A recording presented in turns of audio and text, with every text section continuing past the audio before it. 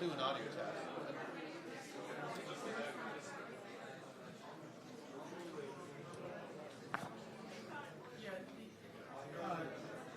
We don't put anything up there. We don't put anything on there. That's why we give you the ball. All right, we'll do an audio check. Audio check 1, 2, 3, 4. Audio check. Ankara, Turkey. Audio check. How are we doing back there? Audio check 1, 2, 3, 4, 5, 6, 7, 8. Audio check. We good back there? The gentleman that brought the lav, have you plugged in yet? Yeah, much better, thank you. Okay, thank you.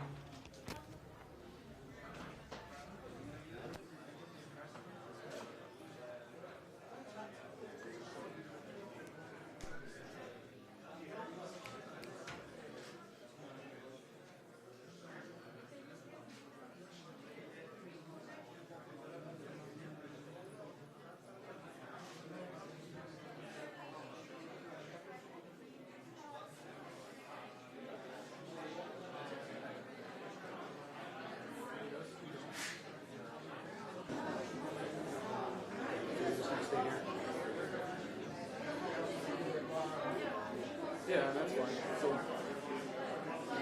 okay. Yeah, that's fine. When we pull him, yeah, you have to get promoted, right? Yeah. Okay, so we'll pull you. There'll be a posting right here. It's going to pull you. You're going to leave as soon as the Secretary of State's done talking. So just go this way. Please go.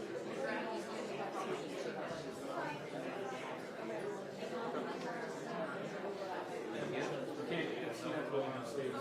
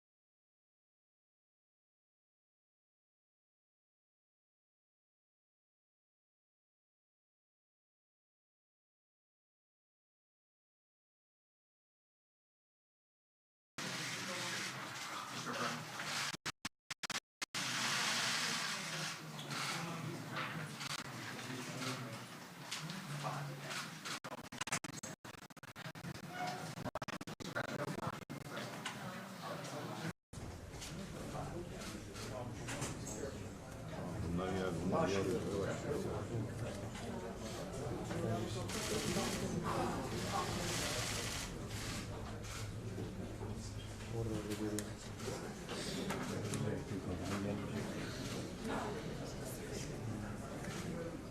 yakın mı adamı? Ha? Önemli mi? Birader ben yakın almıyorum. Ama ışığı falan farklı değil. Uzaktan görünüyor. Dua ediyor şimdi. Görünüyor mu? Ciddi söylüyorum, yakın mı adamı? Elini sokmak. Bayraklar mı yoksa şey mi? Bayraklar da birlikte alıyor.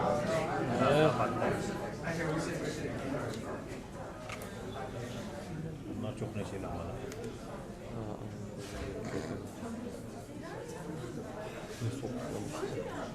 Şu bir yere çıkmış. Hadi. Tamam abi hadi. Hadi yapabilirsin. Hadi İbrahim yapabilirsin. Bak Pompeo daha gelmedi. Pompeo daha çıkacak.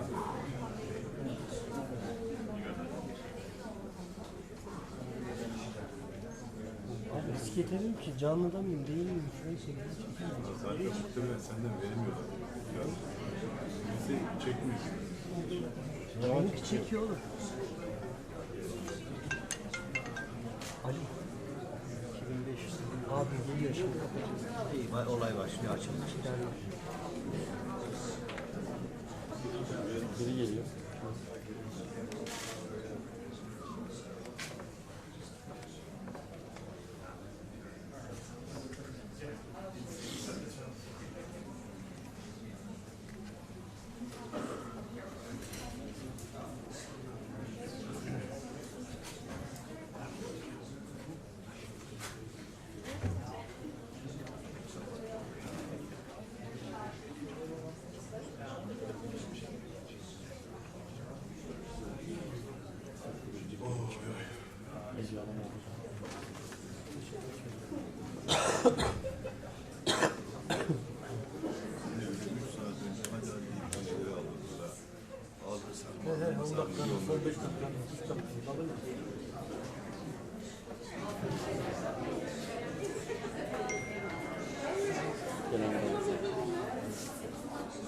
Lazım sen oradan çıkabilecek misin? Şimdi bağırmanın tam zamanı. Aşkım geliyor sanırım. Bak herkes geldi sonra. Tamam hadi görüşürüz. Ne demek? Teşekkürler Recep. Bunlar da oğlum Berkcan. Deyince tamam biz ulaştığımız sınıra ulaştık ne diyecek yani. İkinciye ne olacak? Herkesten önce mi? Teşekkürler abi.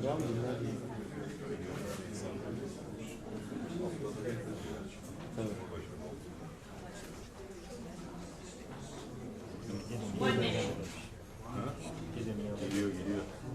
Tamam işte. Gidiyor bak. Kazım görüyorum ben. Bunlar yola düşüyor. Ne?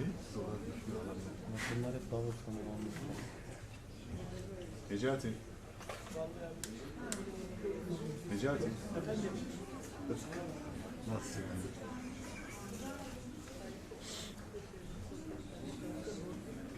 Biri söylesin geliyorum gelmiyorum. Ben sana söyleyeceğim oğlum ya. Kapı açılınca hayda gir abi.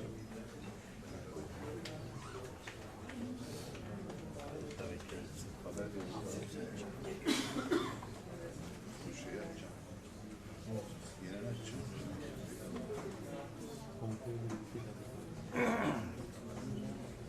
Ladies and gentlemen, Secretary of State of the United States, Michael Pompeo, and Vice President of the United States, Mike Pence. Necati.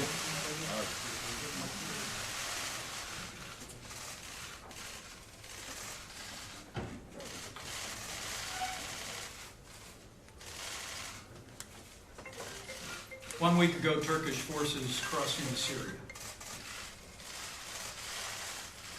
Earlier this week, President Trump took decisive action to call on Turkish forces to stand down, to end the violence, to agreed to negotiations. And today, I'm proud to report, thanks to the strong leadership of President Donald Trump and the strong relationship between President Erdogan and Turkey and the United States of America, that today the United States and Turkey have agreed to a ceasefire in Syria. The Turkish side will pause Operation Peace Spring in order to allow for the withdrawal of YPG forces from the safe zone for 120 hours. All military operations under Operation Peace Spring will be paused, and Operation Peace Spring will be halted entirely on completion of the withdrawal. Our administration has already been in contact with Syrian Defense Forces, and we have already begun to facilitate their safe withdrawal from the nearly 20-mile wide safe zone area south of the Turkish border in Syria. Let me say this also includes an agreement by Turkey to engage in no military action against the community of Kobani. And in addition, the United States and Turkey have both mutually committed to a peaceful resolution and future for the safe zone, working on an international basis to ensure that peace and security defines this border region of Syria. In addition to the settlement today with the ceasefire, Turkey and the United States mutually committed to the defeat ISIS activities in northeast Syria. This will also include an agreement renewed today to coordinate efforts on detention facilities and internally displaced persons in formerly ISIS-controlled areas. Also, Turkey and the United States agreed on the priority of respecting vulnerable human life, human rights, and particularly the protection of religious and ethnic communities in the region. I spoke to President Trump just a few moments ago, and I know the President is very grateful for President Erdogan's willingness to step forward and to enact this ceasefire and to give an opportunity for a peaceful solution of this conflict that commenced 1 week ago. For my part, I'm grateful for the President's leadership. I'm grateful for the more than 5 hours of negotiations with President Erdogan and his team that arrived at a solution that we believe will save lives. And let me also say I'm very grateful for this team, and to be able to have alongside Secretary of State Mike Pompeo, our National Security Advisor Robert O'Brien, Ambassador Jim Jeffries, and Ambassador David Satterfield. Was a great privilege. And each of the members of this team contributed equally to achieving this outcome, which is a great contribution to security in this region, and it's a great contribution to the strong and enduring relationship between the United States of America and Turkey. Lastly, I want to express my appreciation to millions of Americans who I know were carrying this moment in prayer. We heard from people all over the country whose hearts were heavy with the loss of life in this conflict over the last week, long to see it brought to an end. And I believe their prayers, the strong leadership that President Trump provided to this moment, and the cooperation with President Erdogan and Turkey has made this possible. So again, let me say, a week after Turkish forces crossed into Syria, Turkey and the United States of America have agreed to a ceasefire in Syria. It will be a pause in military operations for 120 hours while the United States facilitates the withdrawal of YPG from the affected areas in the safe zone, and once that is completed, Turkey has agreed to a permanent ceasefire, and the United States of America will work with Turkey, will work with nations around the world to ensure that peace and stability is the order of the day in this safe zone on the border between Syria and Turkey. With that, let me recognize Secretary of State Mike Pompeo, and thank you, Mr. Secretary, for your great work. Thanks. I think the Vice President said it well. I just wanted to add this thought. There obviously remains a great deal of work to do in the region. There's lots of challenges that remain, but this effort tonight sets the conditions for the successful resolution of this particular piece, which created enormous risk and a real risk of instability. And President Erdogan's decision tonight to work alongside President Trump to achieve this end will be one that I think will benefit Turkey a great deal. Thanks. I know you want to take some questions.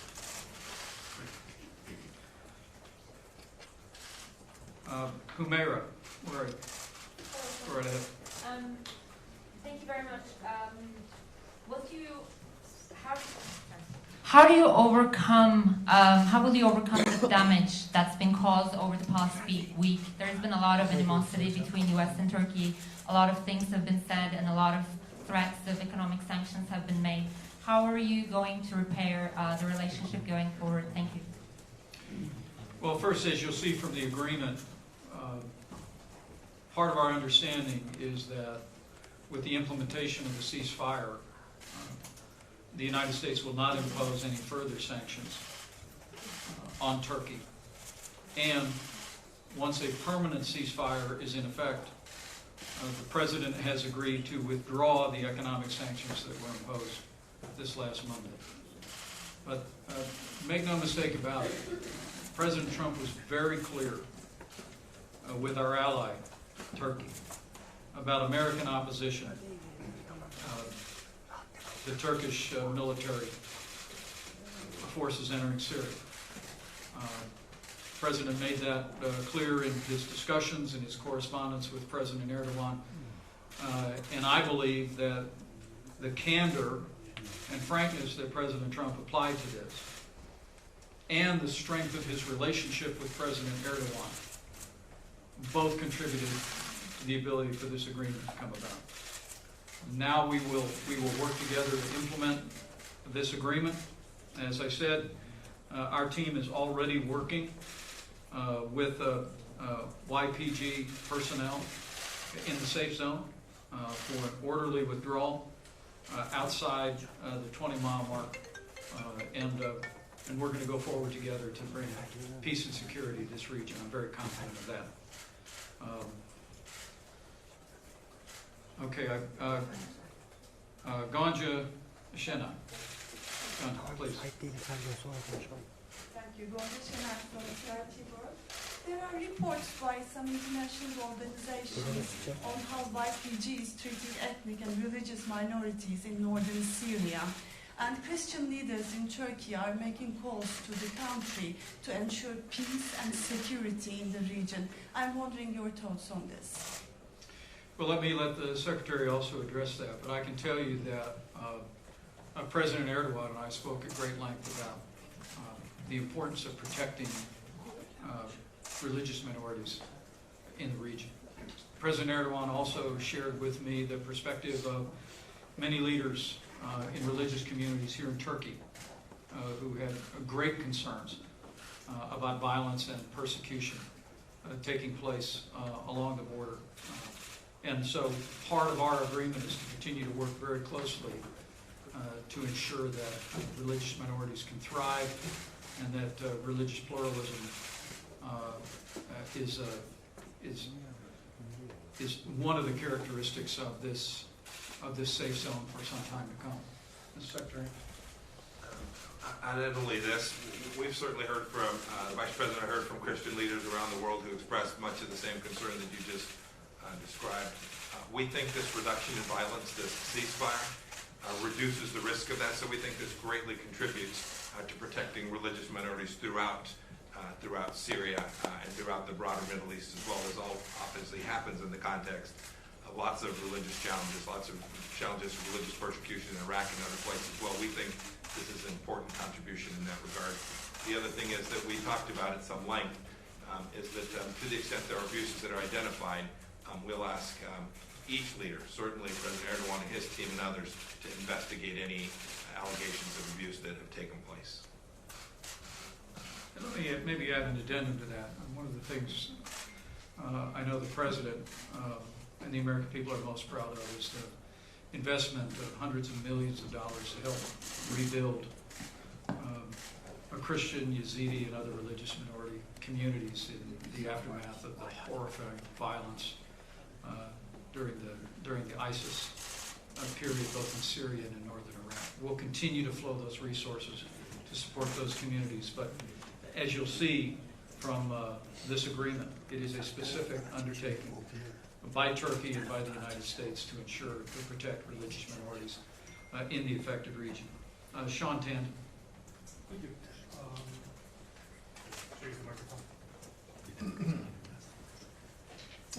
Thank you, Mr. Vice President. You mentioned that there's an organized withdrawal of the YPG fighters. Can you explain that a little bit more? You said there's been an agreement with them, where they're going to withdraw to, what do you see the future of them? And while there are obviously concerns here in Turkey about the YPG and the links to the PKK, many in Washington say, for example, that they led part of the fight against the Islamic State group, against ISIS. What do you see for the future of northern Syria? Do you see any future for the Syrian Kurds politically there? Well, our commitment with Turkey is that we will work with YPG members, and we also know as Syrian Defense Forces to facilitate an orderly withdrawal over the next 120 hours. Let me say that's literally already begun. And where they will be withdrawing from is the demarcation line, roughly 20 miles south of the border. Turkey's willingness to pause and to embrace a ceasefire of military operations to enable us to see to that orderly withdrawal of YPG will, we believe, make it possible for that to occur. And I know it's already underway as we speak. But look, Turkey's have great concern about their borders. And while the United States of America did not approve of their military crossing into Syria, we have always endorsed a safe zone. And it was a matter of discussion and negotiations. And we believe that the Kurdish population in Syria, with which we have a strong relationship, will continue to endure. The United States will always be grateful for our partnership with SDF in defeating ISIS, but we recognize the importance and the value of a safe zone to create a buffer between Syria proper and the Kurdish population and the Turkish border, and we're going to be working very closely. So we think the agreement today first ends the violence, which is what President Trump sent us here to do. I said it again and again to President Erdogan. It's President Trump sent us here to end the violence and to achieve an immediate ceasefire. And thanks to the agreement that we negotiated today and the strong stand that President Trump took in the preceding days, we've achieved that. We've also achieved an opportunity by working with YPG to move out of the area to create more peace and security and stability in that buffer zone. And we're going to be working very earnestly to accomplish that. We believe that can be accomplished during the 120-hour period, and after which there'll be a permanent ceasefire, and then we'll continue to engage. Again, not militarily. The President made it clear that we're not going to have military personnel on the ground, but the United States will continue to engage diplomatically, politically, and of course in humanitarian aid and support to affect all of the people affected in this region. Last question. Thank you, Vice President. You mentioned that the You mentioned that the United States. You mentioned the United States opposed Turkey's incursion into northern Syria. But Erdogan has always wanted a sort of safe zone here. What concessions did you actually get out of President Erdogan? Number one. Number two, have you gotten specific assurances from the YPG that they will comply with the terms of this agreement, because that's something that they have said that they would not do? And finally, with the Kurds moving south, and now with the U.S. sanction in terms of them moving south, how would you address critics who would call this potentially a second abandonment of the Kurds? Well, I think you'll be able to see from the agreement itself what concessions were made. President Trump, in his telephone call with President Erdogan earlier this week, and in the directive that he gave us to deliver, was very clear that he wanted a ceasefire. He wanted to stop the violence. Turkey's engaged in an active military operation. I can tell you that as our discussions began over the course of a 5-hour period of time, we reached a place of agreement about how a ceasefire could benefit Turkey, achieve President Trump's objectives, and also contribute to a peaceful resolution of the safe zone. And I believe that we've accomplished that. With regard to the YPG, Syrian Defense Forces, we have been in contact today, and we have received repeated assurances from them that they'll be moving out, that they greatly welcome the opportunity for a ceasefire, to make a safe and orderly withdrawal from those areas in the safe zone where they still have a presence. And we're very confident that that's already taking place, and we're going to be using all the leverage that we have of having fought alongside Syrian Defense Forces in the battle against ISIS to facilitate their safe withdrawal. But we think this is an outcome that will greatly serve the interests of the Kurdish population in Syria, will greatly serve the interests of Turkey, and will create the kind of long-term buffer zone that will ensure peace and stability in the region. Mr. Vice President, just want to follow up on that question. What specific concessions did Turkey receive? Specifically, I want to ask you if they brought the issue up of the bank, Hall Bank.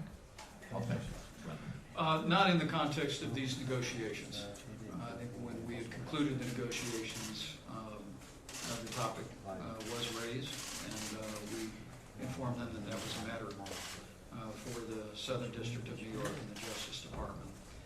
But let me say that the concessions that the United States made have to do with the fact that the President had made it clear that if there had not been a ceasefire today, there would have been a new round of massive sanctions against Turkey. And you'll see in the agreement that on the basis of the pause of 120 hours, a ceasefire over the next 5 days, that we will not be implementing additional sanctions during that period of time. Once we have a permanent ceasefire, following the orderly withdrawal of all YPG forces, the United States also agreed to withdraw the sanctions that were imposed on several cabinet officials and several agencies earlier this week. To be clear, though, just to nail it down, so it was simply the sanctions that would be removed, nothing else was offered or given to the Turks. Right. Thank you, guys. Go ahead. Go ahead. Thank you, Mr. Vice President. While you were here negotiating with the Turks for several hours, both of you, wait, are using the YPG as using the sanctions as a blackmail against your NATO ally for the sake of PKK YPG terrorist organizations? This is a great question, Mr. Vice President. And also, The United States of America did not support Turkey's military action in Syria. President Trump made that very clear to his friend President Erdogan. And the United States imposed sanctions earlier this week. And the President made it clear yesterday, we made it clear again today, that there would be additional sanctions coming to bring an end to the violence, to the loss of innocent lives in this border conflict. That being said, let me say, I really believe today's ceasefire is a credit to President Trump and to President Erdogan. It's a credit to the strong relationship between the United States and Turkey. It's also a credit to the strong relationship between our two leaders. And where there are differences between friends, it's important that friends let their feelings be known. President Trump did that in this case. But it facilitated us being able to reach an agreement that has now resulted in a ceasefire, and we believe will set the stage for creating a peaceful and stable, a safe zone, and the United States is committed to achieving that for all the people of this region. Mr. Vice President, can I finish my question that I started, please? Buyurun sayın basın mensupları. Türkiye gücünü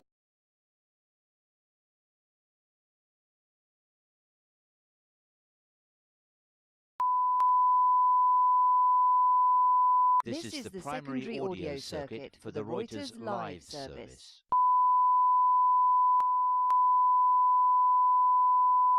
This is the primary audio